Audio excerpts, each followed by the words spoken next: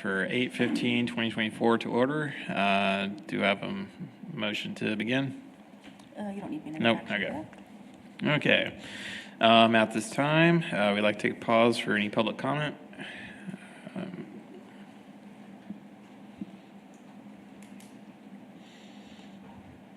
Good afternoon. I'm Bob Solis. I'm the Director of Neighborhood and Family Services.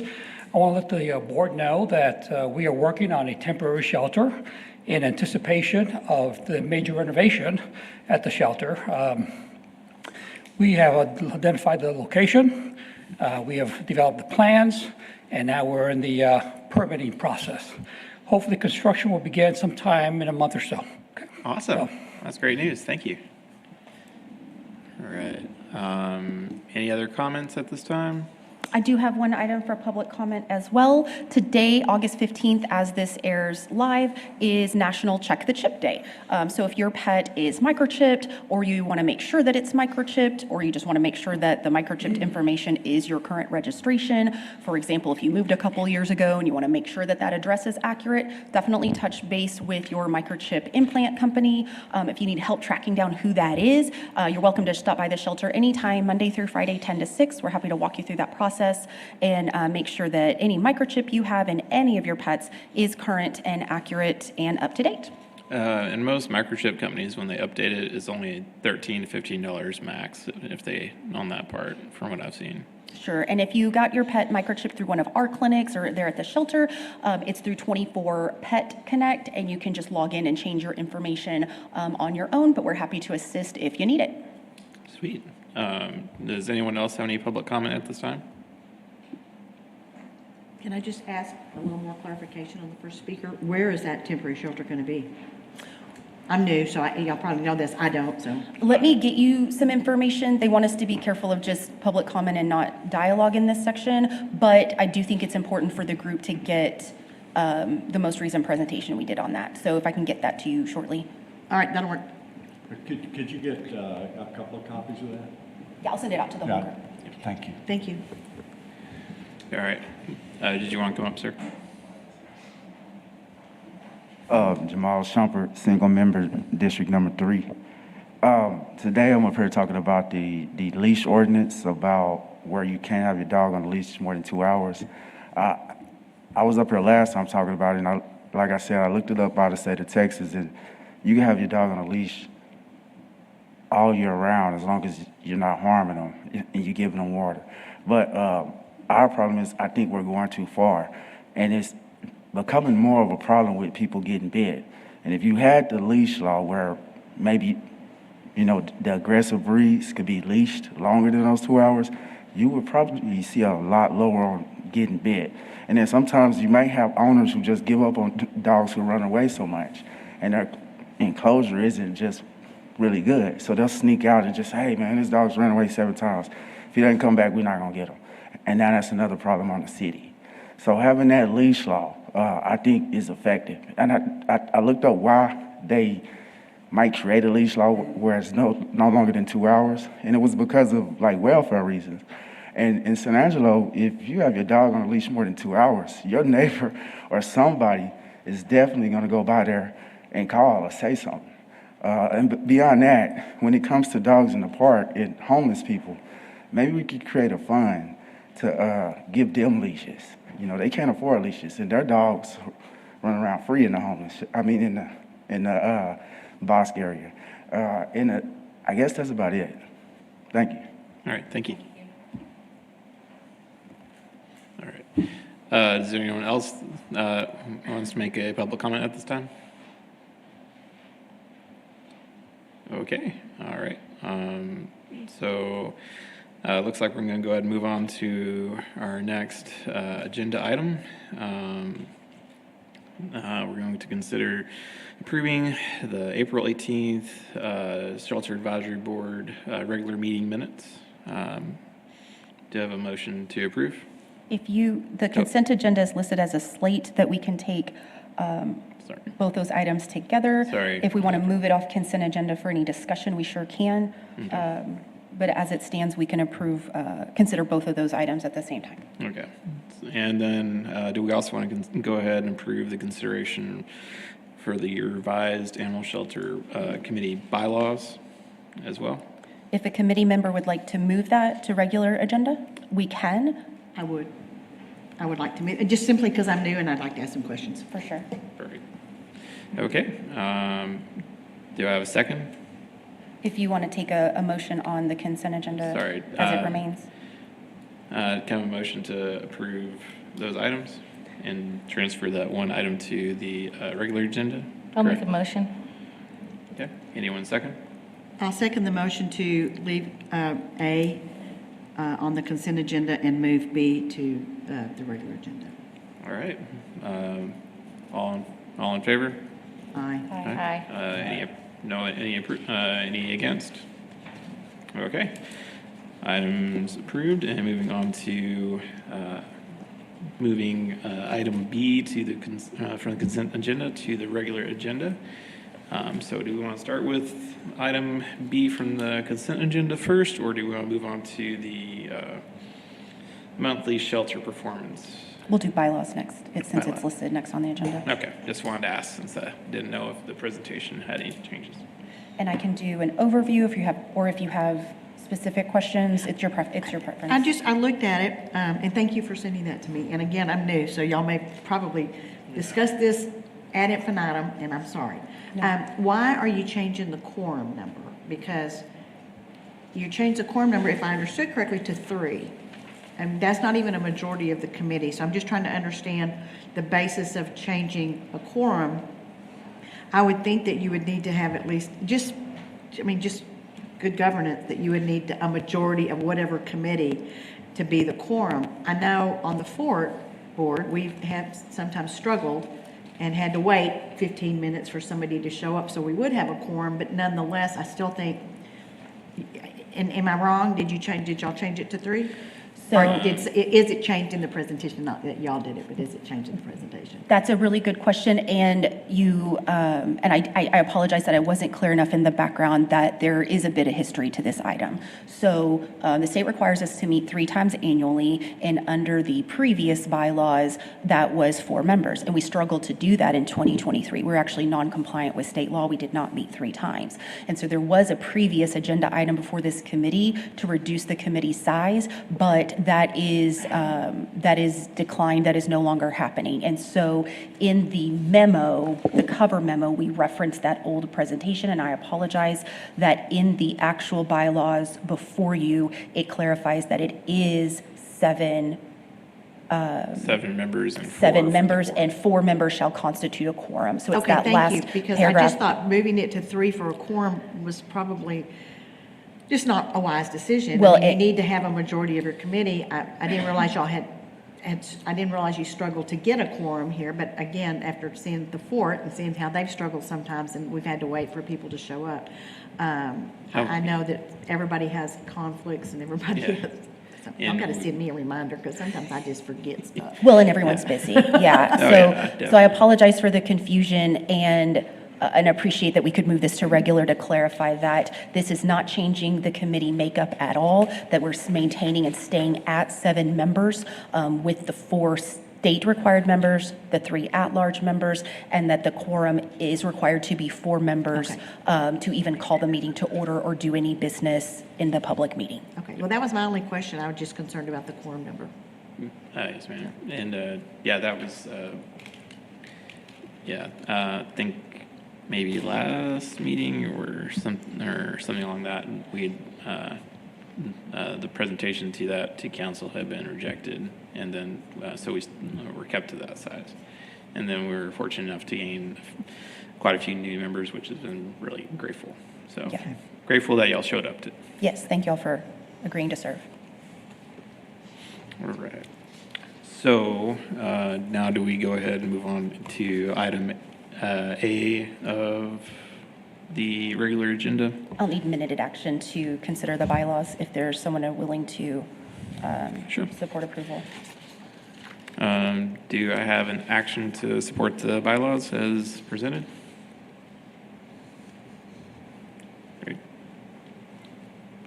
You're asking, I'm sorry, I didn't. Do we have a motion to approve the bylaws as presented? Sorry, my bad. With that correction. with that I'll correction. make a motion to, Yes, with that correction, sorry. Present the bylaws or as amended with the correction that 4 is a quorum. Yes. I'll second that. All right, all in favor? Aye. Aye. All right. Moving on. So now we're going to go to regular agenda item A, discussion and possible action for the shelter performance numbers for April of 2024. Thank you. So since we met, we wanted to go over our monthly performance for each of the months since our last meeting. So for the month of April, we had 207 new arrivals come into Animal Services custody. That breakdown was 103 dogs, 79 cats, and the remainder were wildlife and livestock. 83 animals were adopted or transferred to rescue. 42 animals were redeemed by their owner. 11 of the wildlife came in, were released back to the wild, and we had 33 animals that either died in custody or were euthanized. And I do have some more information on that on a subsequent slide. We had 270 animals left in custody at month end, and our live release rate for the month was 80.4%. Of the animals that died, 16 were, and this again includes both deaths in custody and euthanasia, shelter euthanasia. So that was comprised of 16 cats, 9 dogs, and 8 other.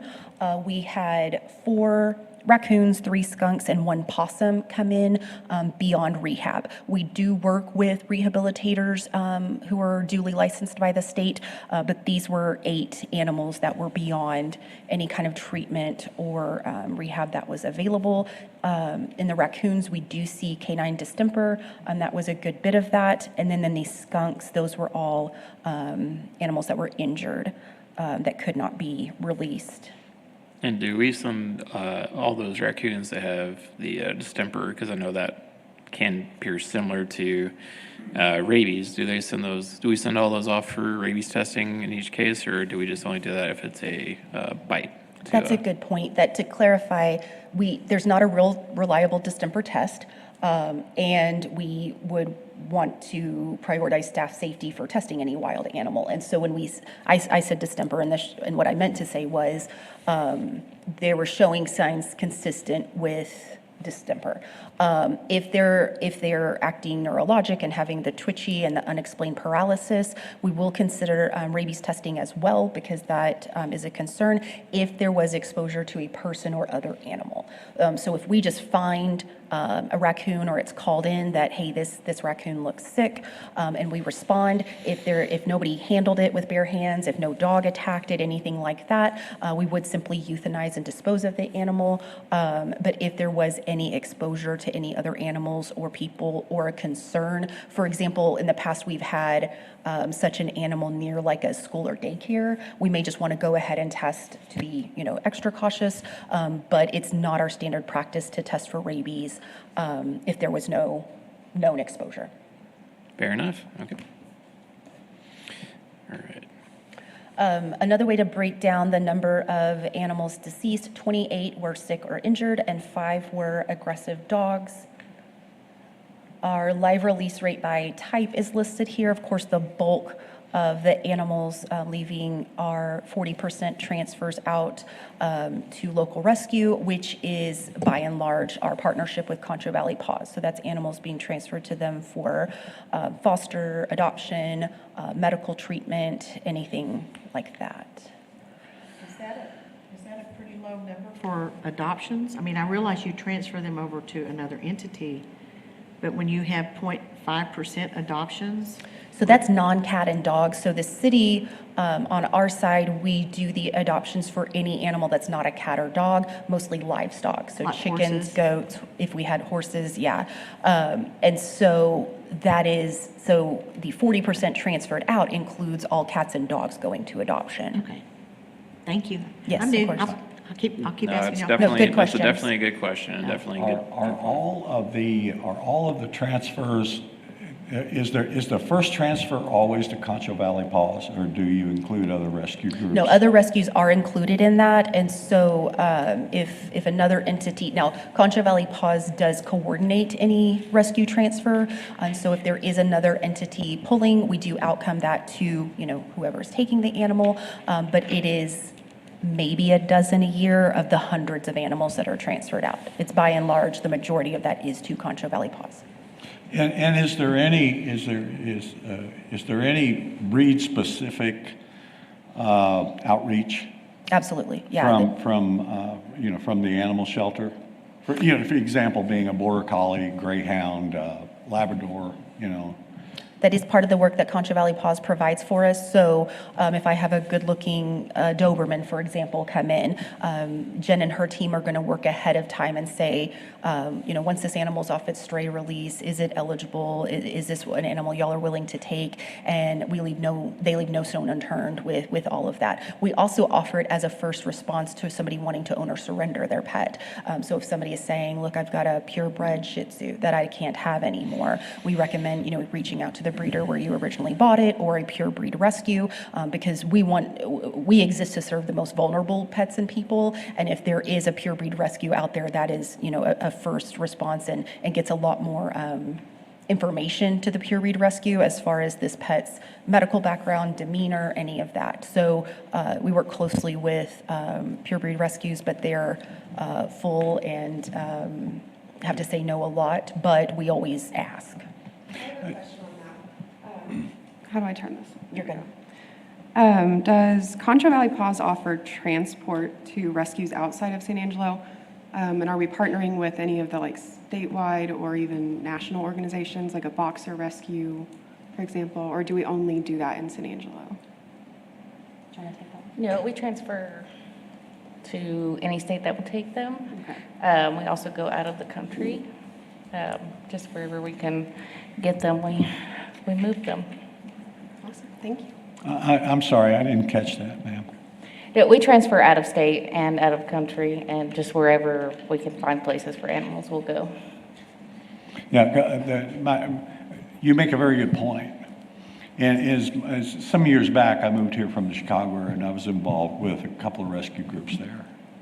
And they were very breed specific. And I'll use golden retrievers for an example because that's what I was really involved with.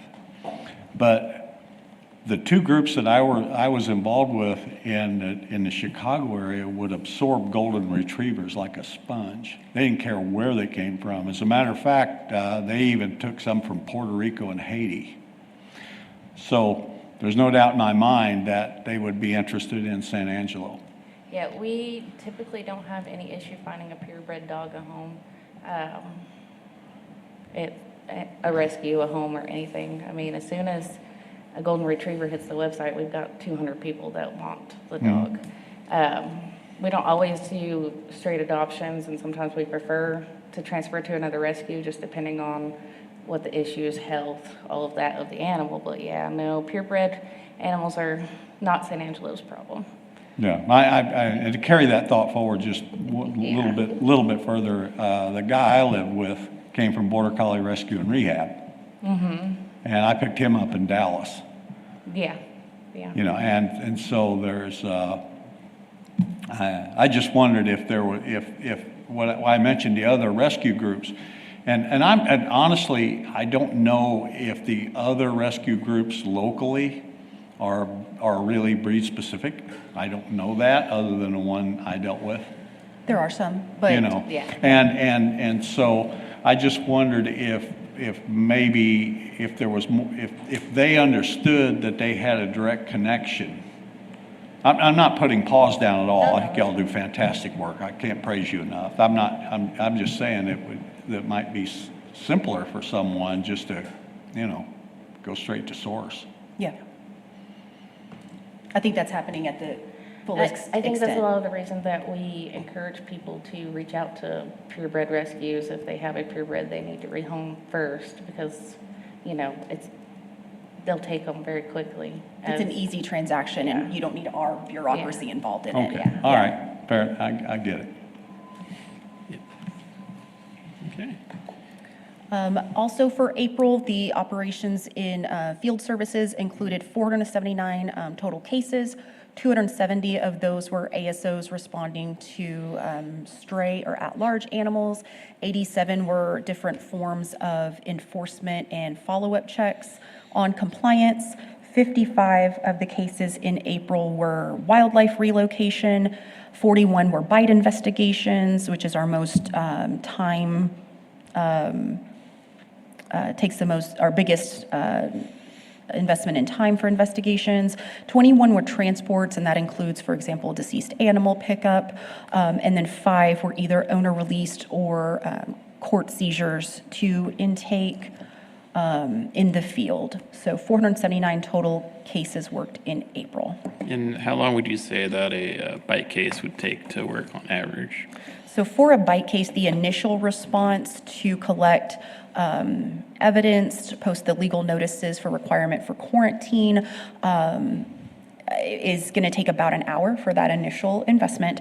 Then we do the follow-up. So for example, when we respond to a scene where a bite has happened, and state law, of course, requires us to respond to any bite where an animal has bitten a person, and then city ordinance also requires any animal to animal. So this can be a dog bit another dog, a dog bit a cat. So any of those take about the same amount of work. And so we're going to post the notice to quarantine or provide it to the owner, just hand it to them, and they have 24 hours to make their arrangements. They can do it right then and there if they're ready to proceed. But at that point, they can consider, A, do they still want to own this pet, or do they want to consider euthanasia because their pet has bitten somebody? Or B, do they want to explore if they're eligible for home quarantine or quarantine at a vet of their choosing, or quarantine there at the shelter, because of course we provide quarantine services. So there is that follow-up the next day, that if they didn't immediately enter a quarantine at that first interaction, the next day the animal services officer follows up to confirm whatever action has been taken. In the event they don't comply with that 24-hour notice, we work closely with the municipal prosecutor to file a failure to quarantine. If they do comply and enter a quarantine, we continue observations of that animal. If it is quarantined there at the shelter, it's a twice daily observation, so it doesn't take much time, but is a requirement daily. If they are quarantined off-site, either at a veterinary clinic or at home, we check 4 times during the 10-day period. Then on the final day of the 10-day observation, we release that animal from quarantine if still healthy and not showing any signs of rabies, and that takes maybe 30 minutes to observe the animal, do the release back to the owner, and notify the victims that no rabies was found. In the event an animal becomes symptomatic of rabies and testing is recommended, then of course the euthanasia and obtaining the specimen to submit to the state is an additional time on that as well. So it's really a 10-day process with varying time spent on it each day. I have a question about stray response. Generally, how does do you send an officer out or someone to respond from a call, or is this or is it observational by the officer in the field, or how do most of those come about? So it is a combination of both proactive and reactive, responding to calls for service and self-initiating calls. The majority of it is individuals reporting stray dog at large. And so folks can report that by calling animal services Monday through Friday, 8 to 5. We also accept complaints via email, although for something time sensitive like a dog running loose, we would not recommend that because it's not, immediate in real time. We also offer after hours on call for emergency calls. So for example, if it's an aggressive dog at large, or if it's a dog at large at a school or daycare, that would escalate to an after-hours emergency call as well. So the majority of these are individuals calling it in and reporting it, but it also does include self-initiated response by the animal services officers just in their regular routine patrol, or while responding to another unrelated call, they also initiate a case for a stray response. And are they, I'm going to have to assume that the animal control officer knows his turf, so to speak. So he knows when somebody's pet is outside the gate. They're good at differentiating between that and a stray. Well, so for it to be stray, it would have to be in the city right of way. It would have, and so if a dog is in its own front yard, that's not technically stray. That's still on private property. But when we do encounter because this also includes stray livestock, so if there's like a goat running loose, which is the lesser of the 270 cases, but really just to speak to all species, we're going to attempt to get that animal secure and back on premises and speak to the owner, because we'd like to start a case management of, hey, let's do a free fence inspection. Let's talk about spay neuter and all the other requirements they're required to do. If I simply impound their animal and they don't come for it, it's not tagged, it's not chipped, within a couple months they're gonna have a new dog and they're just gonna have this same problem again. So for example, if a dog is running loose in the 1700 block of Volney Street and it keeps going back to this one blue house, well, we're gonna knock on the door, we're going to call the water customer of that address. We're going to knock on the door next door and say, this dog really wants to be here. And perhaps we speak to somebody who says, oh, I'm at work. How did my dog get out? Well, we're going to secure it in your backyard. We're going to be really confident that it's going to stay here. And we're going to follow up later. What time do you get off work? Because we can talk about citations and enforcement, continued follow-up for compliance on rabies vaccine, spay neuter, microchip, all of those things that are required in addition to secure enclosure and keeping your dog secure. So we want to do kind of a whole house response and not simply, here's a dog, let's pick it up and impound it. That certainly is a good bit of what we do. You saw the number of dogs coming in. So as a comparison, we went to 270 stray responses, but only 207 animals came in April. All manner, field services and across the front counter.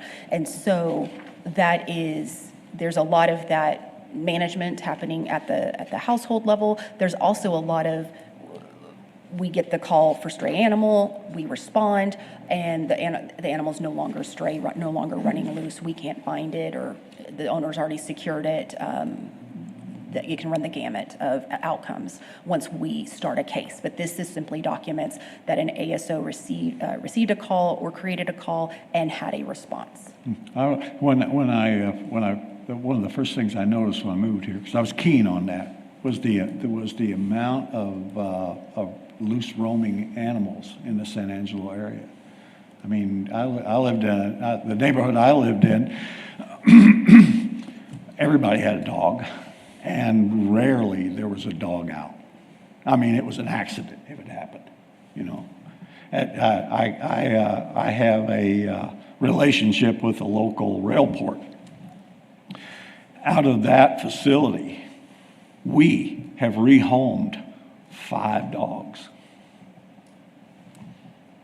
I mean, you know, I didn't realize until I read the city ordinance that, you know, after 3 days of watering them, we owned them.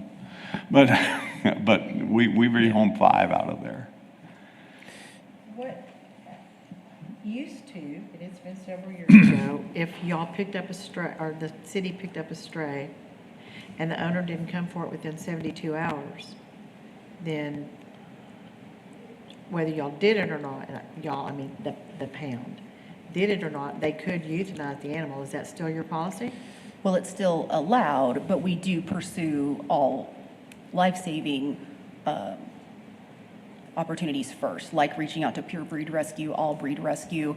Our return to owner rate for San Angelo is really high for the industry. I mean, we try to work services to get. I just think that, so, and I just give you an example, simply because I had a friend this happened to. They went out of town. Somebody was supposed to be watching their dog. That dog got out of the gate on a Thursday. The people didn't come back till Monday. When they finally got there on Tuesday, the dog had already been euthanized. And understandably, they were devastated. And I thought, why would anybody be so quick, especially over a weekend, to put down a dog and not give somebody the opportunity So I didn't know if that was just old policy or if it was still About what the time frame policy. was that? This is probably 5 or 6 years ago, well, probably 8, because it was before I moved to Bentwood, so it would have been 8 years ago. We've changed everything since 2016. We changed everything about how we do business. And so, for example, the 72 hours, we are legally by city ordinance required to keep animals 3 days after their day of arrival if they're not tagged or chipped. If a dog does have a tag or a microchip or is well, identification. we're required to keep it for 7 business days before it's available for adoption or other final outcome like euthanasia. So that's why we really push, the city offers microchipping for $13. It's a really great deal, no annual fee. And so most any family can afford that. It is required by city ordinance, and that saves you a lot of time. That if an animal services officer responds in the field, I can get that pet back to you right away. We deliver, like we're already patrolling the area. Or if your pet comes in but it has a microchip, it buys you time for getting that pet back to you. I just think, and again, I'm new, so if y'all, No, I'm tired no. of my questions, I'm sorry. I No. won't ask somebody next time. Actually, It was my understanding good to that have it was the questions. goal to have a no-kill facility. I thought that years ago, the wall sloggers gave a pretty large chunk of money to try to help facilitate that. I could be wrong. But I thought the goal of the city's animal services was to try to get to be a no-kill facility. And so when I see 60 and 80 and 33, animals every month being, I can't imagine if they all died as soon as they got to the facility, so I'm assuming they were euthanized. That's a significant number of animals. I know everybody here loves animals, but that's a lot of animals to put down. Do they just go through there every day and say, okay, we're going to kill 5 today? Or, on Friday we have 17 too many, so let's just pick the 7. I'm just asking. 80 is a lot of dogs to put down in 1 month, and that's what is on your list for 86 dogs for August. No, wait, wrong date. I don't know what month that is. Anyway. And we can Yeah. skip to that next agenda item to speak to, but we haven't euthanized for time or space since 2017, 2016. We only consider euthanasia in sick or injured beyond treatment or aggression that can't be interrupted. So when we talked about like the wildlife that can't be rehabbed, we try everything to save an animal. And I agree that the animals dying is too many, but we've hit 90% as a community twice in the last couple years. We're going to miss it this year. And I think that that's fair to speak to, but the first and foremost thing Animal Services was created for was for public safety. And so we've got to address dogs at large. We've got to address and reduce the number of animal bites, the number of animals being hit by a car and injured, the number of animals being running loose. And so life-saving can happen to the extent we're addressing those things first. But both go hand in hand, that when we can do life-saving programming and work, for example, in target neighborhoods where we do see more dog at large, and partner with those households and those communities to have fully responsible and compliant pet ownership, then that will reduce the number of animals coming in the shelter, the number of animals running loose, and the number of animals being euthanized. And with COVID, people got dogs and cats, and then I guess they went back to work, or they didn't have to be home anymore, and they've just dumped a larger, I know that. Well, and the stats we're seeing nationwide don't support that. We may anecdotally know households that happened to, but our shelter intake for 2024 is much less than it was, for example, in 2019. And that's due to a number of things, but individuals reaching out to want to own or surrender their pets or dumping their pets, they're not citing COVID or that they got the pet in 2020 as a reason, and we've not seen an increase in dog at large or an increase in shelter intake since then. Well, that makes me feel better. Yeah, and we refer to a lot of like national databases just to be sure, like, we want to do what makes sense for San Angelo, and we want to do what makes sense for our community, but we also want to rely on, what are other communities doing that works well, and what are the national stats reporting. And so that's something we're seeing from the national databases that all the pets acquired during COVID, and 2020 was one of the years that we hit 90% save rate for all species, all animals, that we're not seeing those animals bounce back. We're not seeing that coming into a shelter environment. Well, if you're saying that the 33 that were deceased were either sick, injured, or aggressive, and yet I see stuff on Facebook and other entities about, we've got to get 17 dogs adopted by Friday or the pound's going to euthanize them. And every single one of them have been saved to date. No, I know that, but my point is those 17 dogs that they're out there telling the public, please come. I got one of those dogs several years ago. So what I'm saying is, you're telling me that the only ones that y'all are euthanizing are either sick, injured, or aggressive, and yet we see these blasts on Neighborhood Bentwood or this or that. Facebook, we've got to get these 17 dogs or these 12 dogs or however many there are, and if we don't get them adopted out, somebody takes them, fosters them, whatever, they're going to get put down. So I'm confused because if they're putting them out for adoption, then they're not sick, injured, or aggressive. And I haven't euthanized them, right? So in the event that San Angelo Animal Services had to euthanize for capacity, we are going to make that decision as a community, that it's been long held as our culture that we do not euthanize for capacity. We give every opportunity to an animal. And so the final last ditch opportunity to save an animal is to say, we are over capacity. There's a finite number of animals we can have. We're going to publish these faces, this list, this group. And if nobody comes for them and we have to euthanize them for capacity, then you're going to see a month with an additional bullet point that says 2 euthanized for capacity or 17 euthanized for capacity. We've not yet had to do that, but we know that there will come a point that this community can't step up for these animals, and everybody's at their limit. So we are, and it's from my office that we pick these 20 faces. They've got to move today because our intake has been really high. For example, the last 5 days, we've taken in 22 dogs, and we did not have 22 empty kennels. So that triggers an opportunity, an exigent circumstance to be over capacity for a minute, a finite amount of time to work life-saving. And so we have a deadline, we gave 4 days, Wednesday morning to Saturday close of business, that 20 dogs have to move by that date or they will be euthanized for capacity. And so for the month of August, you may see an additional bullet point here that says these 20 dogs euthanized for capacity, for space. Thank you. With that said, when we talk about having to euthanize for capacity, so there's 2 ways to address capacity. One is build more, which you can do forever, from what I can see in San Angelo anyway, or we can take an overarching view about intake. And by that I mean when I read ordinances, there's plenty of normal pet ownership ordinances to do the job here. And my question is, and it's a question, not a statement, is how do we enforce those ordinances? Do the animal control officers have the authority to do that? Do we rely on the police department to do it? How does that happen? It's the cases I just referenced for April. That's the animal services officers going out and doing enforcement.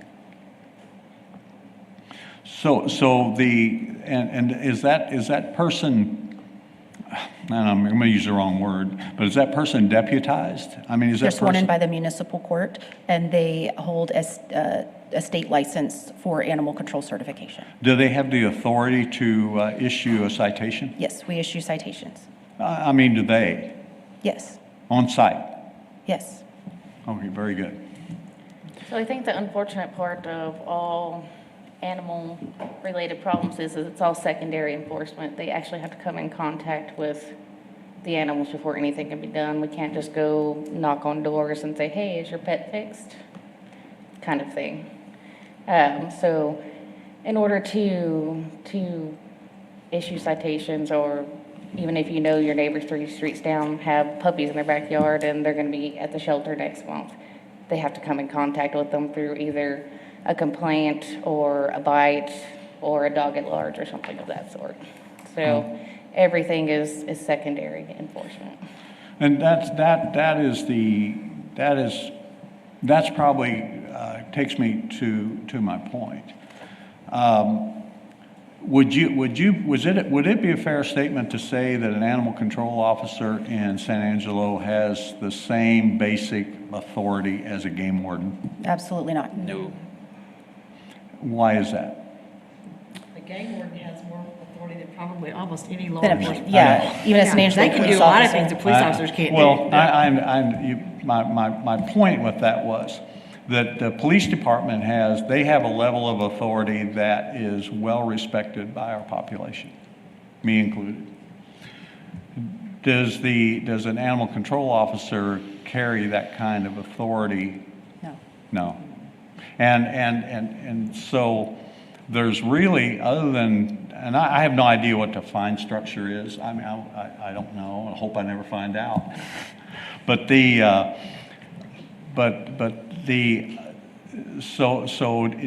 contact with an animal control officer is basically an inconvenience. It's not anything that makes people consider their actions toward their animals. Well, it is a summons to the municipal court. It's a citation just like a speeding ticket. People are regularly arrested for failure to appear for our citations, or if a citation escalates to the level of non-compliance. So is it an inconvenience? Sure, but it's also a court process. The telltale on it to me is the number of strays, frankly. I mean, it's just, the volume is just really high. I think one thing that is probably not been mentioned yet is that we have, I believe, in the past requested more funding for additional ACOs, additional staff, and it has been denied. So Okay, that's what I was gonna ask. I'd like to So see the that- budget. yeah. I'd like to know So what the I do city know- council's doing. okay, If there's more money needed, why isn't it forthcoming? Because, not to interrupt you, people are pretty angry in the community in the last 6 to 8 months over what's going on. They're mad about the roach infestation out there. That was absolutely appalling. They're mad about hearing about, oh, they're gonna get euthanized if we don't pick them up by Friday, so everybody's scrambling, to get them, because there's not enough capacity. There is, whether it's true or not, there's a perception that private citizens have given significant amounts of money to try to alleviate in the past the situation that the pound is in, or the animal, whatever, the shelter. And it hasn't. They're concerned. I mean, it's depressing to go out there. And I know we're all gonna go out there because that's part of the role of being on this board, and I'm fine with that. But I've been out there, and it's very depressing. I mean, you work out there. You got to see how depressing that is. Y'all all do.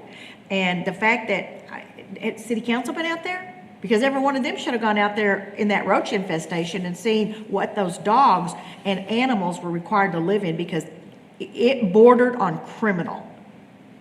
So I It think was I'm awful. hearing some future agenda items. I do want to be respectful of the agenda as it's posted and of everyone's time. So I think I'm hearing, do y'all want a future agenda item on capacity and enforcement at And a budget. future meeting, and budget?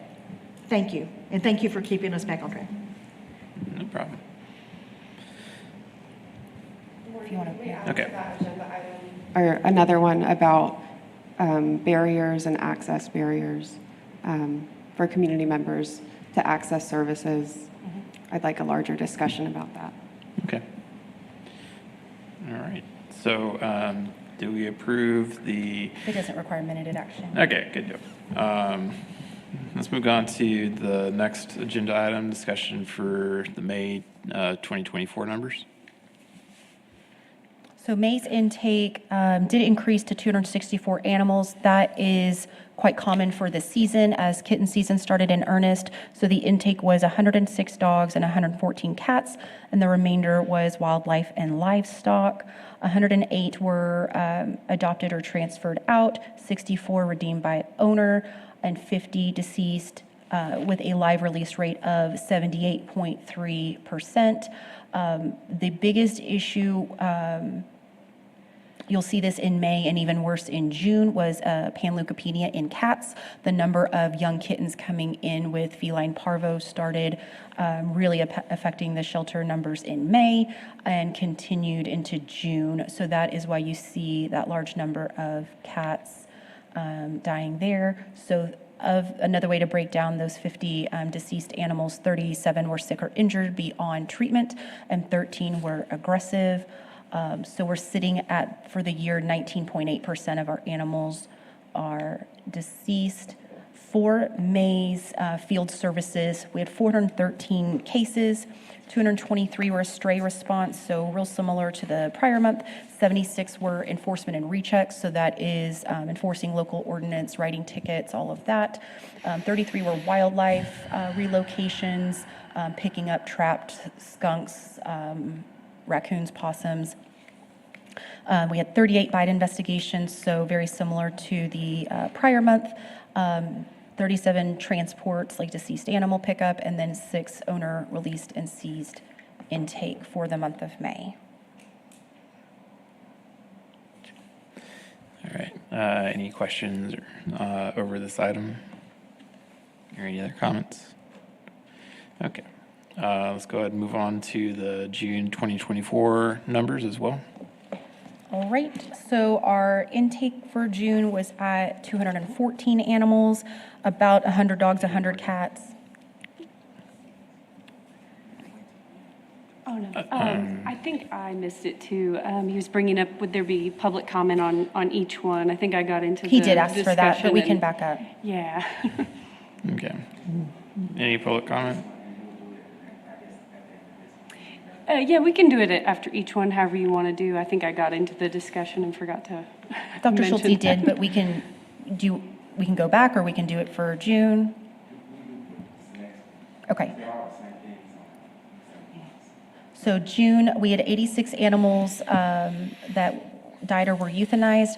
The majority of that was the panleukopenia animals coming into the young cats coming into the shelter with feline parvo, and then the spread of that as well. So of the 71 cats that died, about half of that was died in custody and half of that was euthanasia for being symptomatic or testing positive for feline parvo. So that is the vast majority of of why June fell so short with our live release rate of only 62%.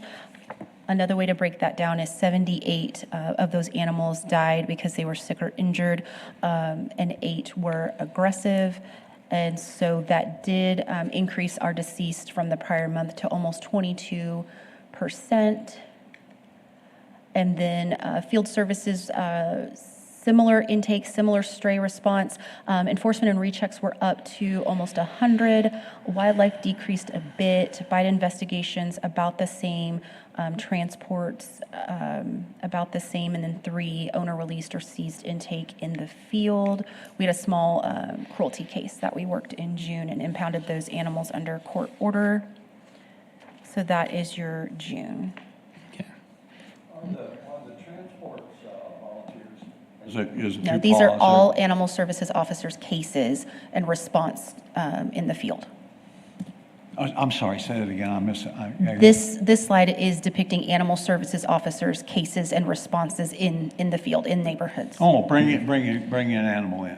Well, or responding to a bite investigation, picking up dead animals. Okay, all right. I took the rescue version of transport, you know. No, this is like, for example, one thing that we mentioned the process for a bite investigation earlier. One thing that we do offer, if there's a citizen who's like, I don't want my dog anymore, he bit somebody, I don't feel safe owning it anymore, and the dog's so reactive, I don't even feel comfortable like transporting it to the vet, that is a service we offer. We'll confirm your vet appointment, we will come beforehand, we will load up your dog with all of our PPE, meet the veterinarian generally at the clinic to sedate the animal and safely bring it inside with both groups of professionals working on that. So it's grouped under transports, but it can be a variety of things. I'm slewing a little bit off the topic of that, but if someone has a deceased animal, is the animal shelter an option for them to help dispose of that? So we pick up deceased animals in the right-of-way, like in the street. Anybody can call that in. If an animal, if your pet has died, we do pick that up for a $25 charge, or you may come and use our trash receptacle to dispose of it. We don't offer cremation services or anything, but that is a free service if somebody wanted to come and bring their deceased animal. Okay, thank you.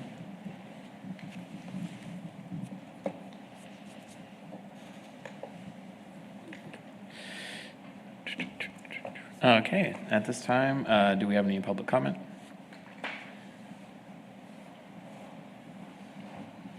Jamal Shumpert, single member, District Number 3.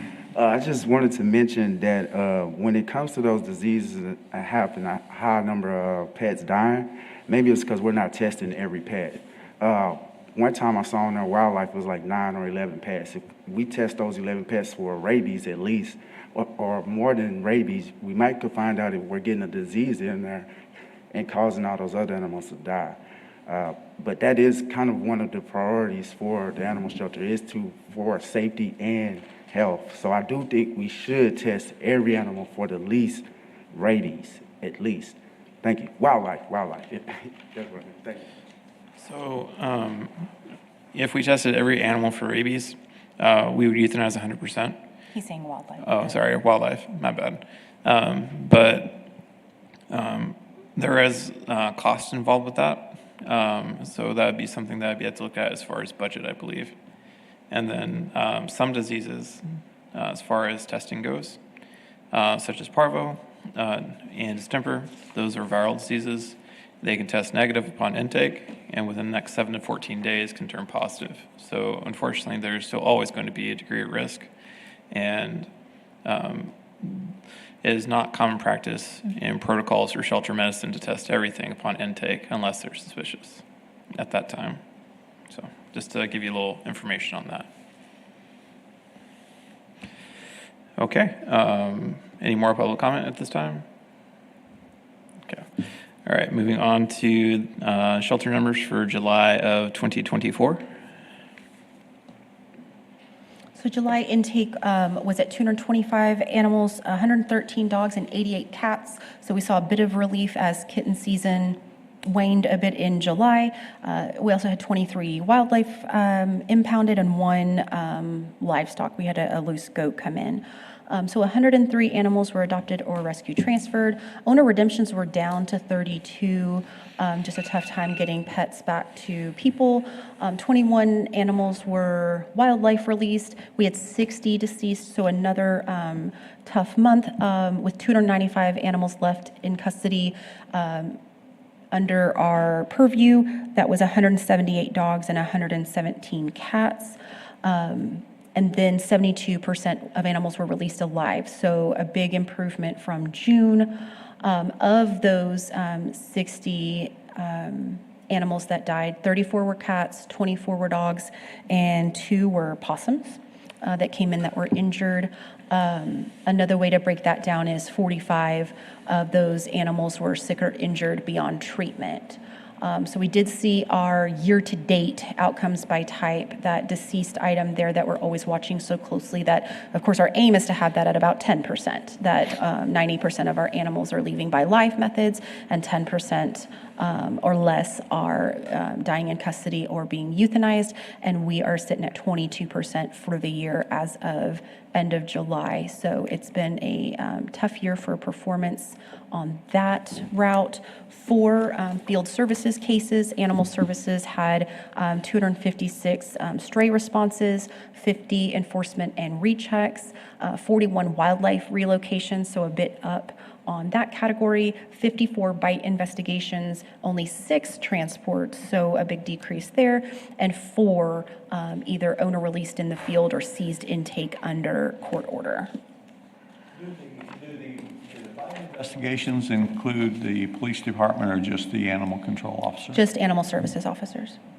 There's only police involvement if it escalates to a criminal event, which a bite investigation rarely does. Okay. Okay. Any other discussion about that topic right now? Okay. Any public comment on that item?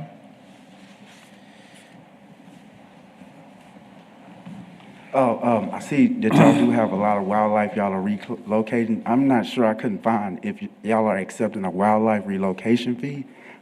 Maybe that could help with some of your funds. And as Chairman mentioned, maybe y'all should review your policies because he mentioned and quoted policy to me, but that policy isn't stopping the deceased number from rising. So maybe if y'all go back and look at that policy, I know other cities are doing the same policy, but maybe we should be a little bit different. Thank you.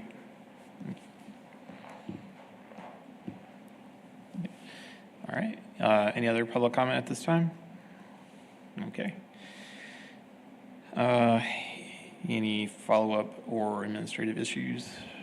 I actually have just one thing to mention, just letting you all know this will be my last meeting. I've resigned to go be a mama for a little while, so I had a baby in March, and so I'm going to resign as an attorney for a while and take care of her, but I'm leaving you in good hands. Kathleen Dabbert will be taking over for me. She's currently our municipal prosecutor, so her knowledge of the prosecution of these types of cases is incredible. She does a lot of that, so she can hopefully add to a lot of that discussion as well. So Awesome. Congratulations. thank you. All right. Anything else at this time? Okay. Do I have a motion to adjourn? I so move. I so move. Okay. Do I have a second? I'll second it. All right. Motion approved. Meeting is ended at 12:56, and that's that.